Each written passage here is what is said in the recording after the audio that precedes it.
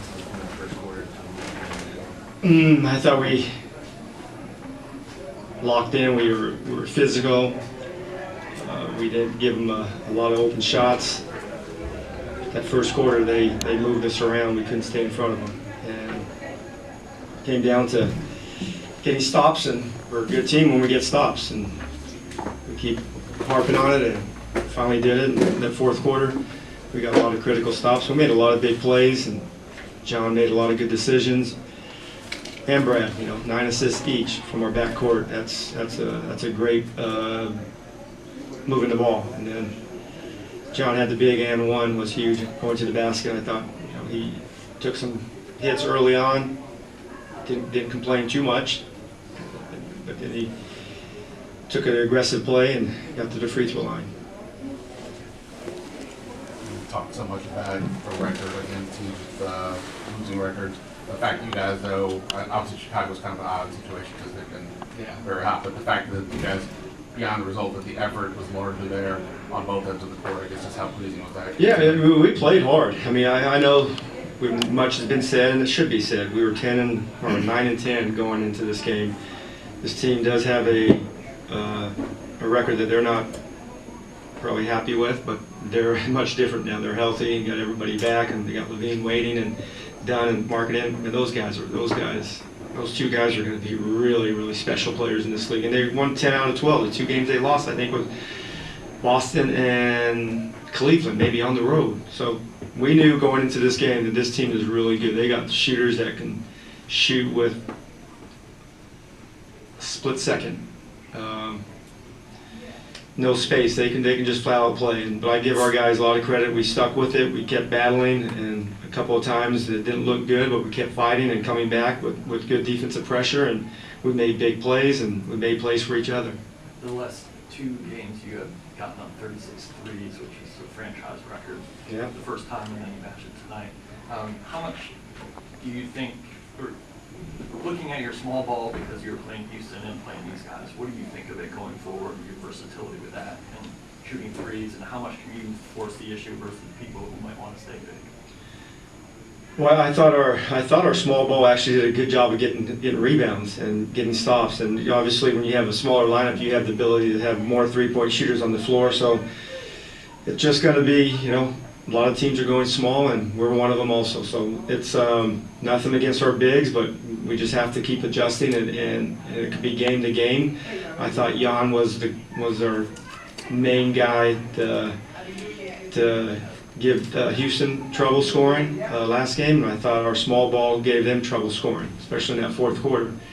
And Mike can battle their bigger players. I know Lopez had a couple of post-ups down low, but that's not how they want to play. Nobody wants to play that way. That's a low percentage shot throughout the league.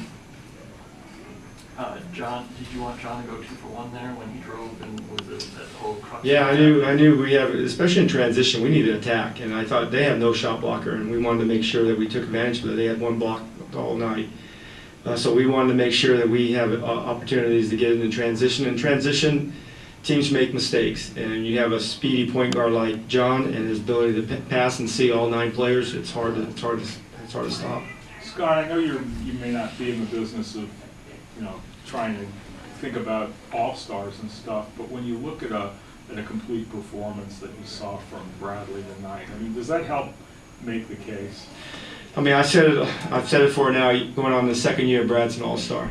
I thought he was an all-star last year and led us in a lot of different games, and 23 points. It's not just the points, it's the defensive play that he does, it's the passing. We're very blessed. We got 2 guys in the backcourt that are all-stars, and hopefully we can keep playing well and win some games. And I think we won 7 out of our last 10. But it's all about winning games, and if you win games and you play for each other, the individual awards come. But if you focus on that, you focus on the wrong things. And I've talked to Brad many times, and he's not one time mentioned all-star to me.